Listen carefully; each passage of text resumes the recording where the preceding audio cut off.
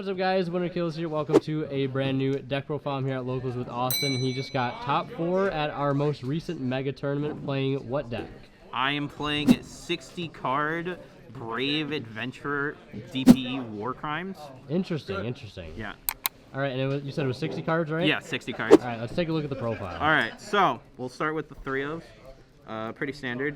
3 Lamp, 3 Fansies, 3 Dropsies. All right. It's pretty standard. 3 kids. There's the Roxy's ratios. I just like to organize by how many I keep in each deck. For the Brave stuff, you're playing 3 Enchantress.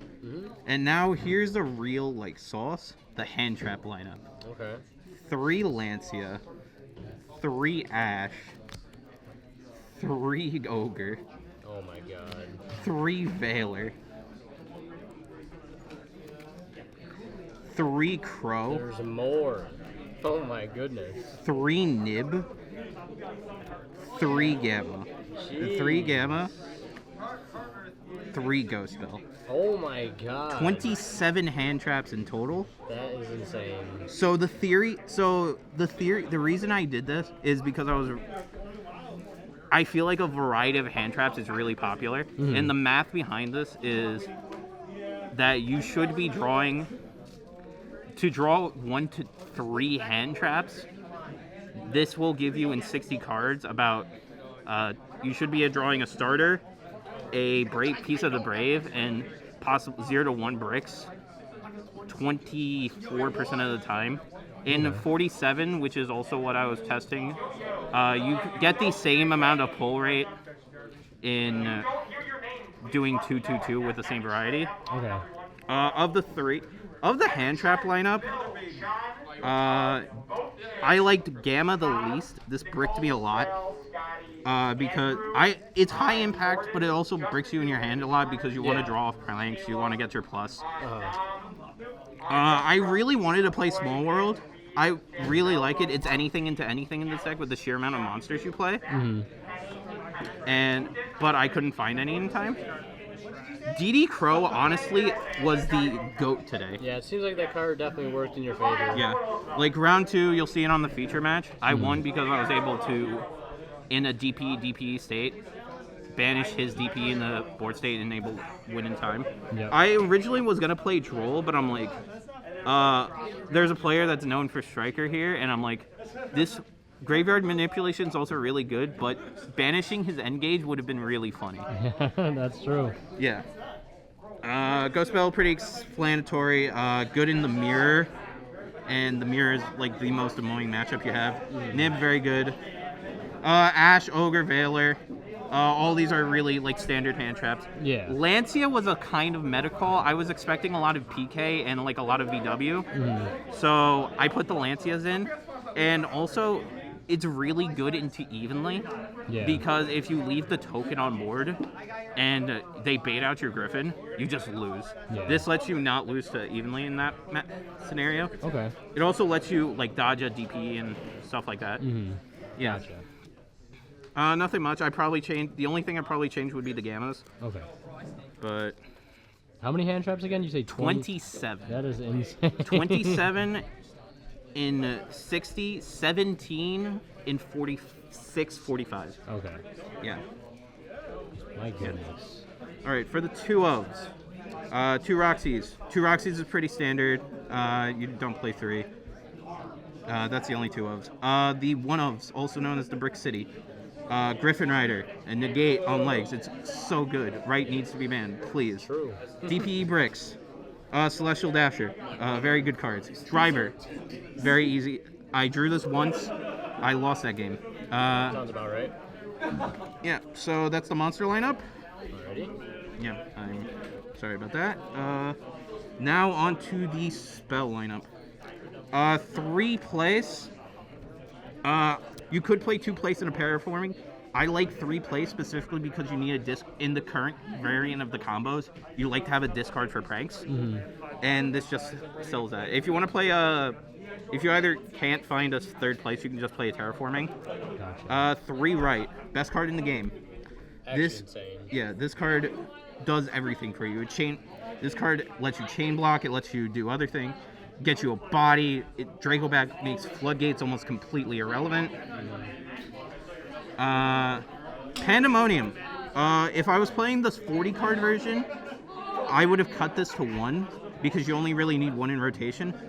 I put 2 because in 60 it's like the difference between 8 and 7 bricks is pretty much very negligible. Yeah. And this one helps in case you get cosmics and you don't have like the Lancia or like something to help. 2 Fusion Destiny. You play this at maximum copies. This card's literally insane. DP is like insane. It's either DP or guaranteed rips Ash out of the opponent's hand. Yeah, very good. 1 Faithful. Legitimately, I was honestly thinking about bumping this up to 2 along with Griffin. Either bumping like Griffin and the Draco back up to 2 so that I guarantee the chain block and I can guarantee it in rotation in like grindier matchups, but I don't. I might test it with it more. This worked well. I didn't draw it as much. This is an insane card, and this helps to I played 1 mine matchup, so this would have really helped to not lose to the DP. 1 Pranks. You only play 1. You played multiple with the Dyers in case you drew up, but this is really good. You search this instead of Pandemonium so that you can confirm your combo. Yeah. 1 Instant Fusion. Extender, body, searches Draco back. 1 Foolish. Extra copy of Enchantress. You play 7. 7 copies is pretty optimal. Traps. 3 Infinite. The only thing I dislike is that if you draw it off Pranks, it's pretty dead, but it's a very good 6th card, and I think the trade-off of being able to set this and set Pandemonium and force your opponent a lot of people are playing Cosmic right now, so this forces a 50-50. What's also really good about Draco back is that instead of sending it for Griffin Rider, you can keep it in hand and then set it in Pandemonium. If they're not playing Twin Twisters, they're forced to 50-50. Yeah, okay. I like that. Yeah. And if they 50-50 wrong, they lose a lot of the time. All right, so that's the main deck. We can go into the extra deck. All right, pretty standard Prank Kid lineup. 1 Meow. 1 Do for the Lynx. 3 Do. 1 Bow Wow. The 3rd Do, Meow's mandatory, 1 Bow is mandatory. The 3rd Do is a flex slot. So this could be anything. I know my fourth place match, Kaz played double Verte. Yep. This can be anything. I know people who play Phoenix. I know people who play the 2nd Butler. I just felt that 3 Do gave you a more grind game, and in case you go into 2 Do in your combo and you kind of don't want to lose. Yeah, so that's the Prank Lynx. For the normal Lynx, 1 Linkuriboh, 1 Link Spider. Linkuriboh is the Prank token. Fun fact is a level 1, so you can make this off the Pranks, the token you make off Pranks, as well as the Link Spider. This lets you go into something else that I'm going to show up later, and as well as the Verte into DP. Your other generic Link 2s. Dark. Dark is really good. I think I made him once. And I was able to steal in round 2 in the PK feature. I misplayed a little bit. I should have made Unicorn instead of made Unicorn. He stole my DP with his Dark. I should have made Unicorn, targeted his Dark, and then discard targeted his Dark, and then crashed into DP because he didn't have any Destiny Heroes in graveyard and it was in defense. Okay. So I would have attacked over and I would have had my DP live. I went for access code. I popped both. I swung in. But this card's insane. Yeah. Since it doesn't require you to summon in the fence position, you can summon for access code lines for a lot of things. You can steal your opponent's DPs, force them to like pop it, or like force them to summon a dasher. Yeah. Verte. Very funny card. Should be banned. Probably should be banned. Yeah. Brandon's gonna make this even more insane, but Buy the Albez Pusher deck. It's very good. 3 structures is I've know people who are testing with it. It's surprisingly fairly competent. Nice. Spriggan's kit is insane. For the other generic links, Unicorn access code. This deck is a link climbing machine. Unicorn is good non-targeting, non-destruction removal. Pretty standard. Access code is access code. One of the most powerful link 4s ever printed, outside of like Gumblar and Firewall, pre-errata Firewall and stuff. Yeah, so those are all the links for the fusions. Pretty standard. 1 rocket, 1 weather, 1 butler. You can play 2. 1 DPE. This one's mandatory, pretty much. DPE is a fucking house. Yes, it is. It is an absolute house. This wins you the grind in an already deck with a insane grind game. It also does a lot of stuff. Yeah. All right. Yeah, And that's the entire extra deck? Yeah, this is the entire extra deck. The only thing I would the only like cuttable slot I think is Dark maybe and the 3rd Do.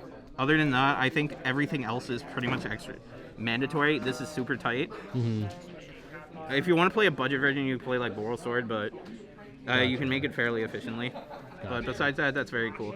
Right. For the side, do you want going first card? Okay, we'll go with my going first side. Okay.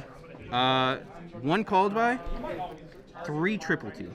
I originally wanted to have Crossout here. Because of the sheer amount of hand traps I was playing. And I was kind of thinking about playing like Sanctum Scythe, so you could cross out and Scythe. Because most of the time you were siding out the Gamma package because it's 4 cards. Yep. You don't really care. You draw it. You just want to draw like interruption for your opponent's turn besides this. This came up once. I drew it twice. It came up once against round 3 versus Live Twin with 17 hand traps. Hand trap me. I was able to get. I had like 2 more hand traps. I was able to take out. His hand was almost entirely extenders. I was able to make DP plus negate, I think. Okay.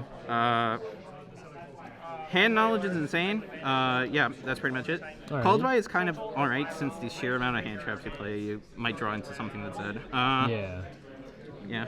I think I'm not sure. I'm not sure if I would cut it for crossout again. It didn't really come up. I might need more testing, but besides that, that's pretty good. All right. Now, here's for the fun part. Okay. The breakers. 3 Twin Twister, 3 Lightning Storm, Okay. 3 Evenly Matched, Oh my goodness. 1 Red Reboot, Oh my god. 1 Duster. The Backrow hate is real. Your entire sideboard is dedicated to either Backrow or board breaking. You play enough hand traps that if you bait out... Evenly's insane because people leave the braid token up for the negate if they're not extending. And if you... in the mirror, if you can force them to the gate and then evenly them, you're winning the game. Yeah. Round 1, I was able... My opponent summoned Moe, made the token. I think he was new to the deck with the Baron because I negated it with Nib, so I think he was trying to get his Baron live next turn. I evenly him for like 5. I won it. Very simply, I won that game. Round 1. Sounds about right. Twin Twister. Like it for the mirror, playing Lancia. Like it for the mirror. My biggest issue, I didn't expect there to be a lot of Scythe. So yeah, a lot of the PK players are like very bare bones PK. They play the standard like because Brave PK is kind of bricky as fuck. It's bricky. Yeah. It's like the worst for it. It's like Brave is insane, but PK is just too bricky for it to be playable. Gotcha. Yeah, it's good into that. It's good into Flunder. For the standby phase, you pop both there. You don't have to play like a 50-50. Lightning Storm is good into attack matchups. It's good into back row matchups. Red Reboot. Red Reboot's just there for that. Duster's, same thing. Yeah, that's the whole deck profile. Is there any questions you have for at all?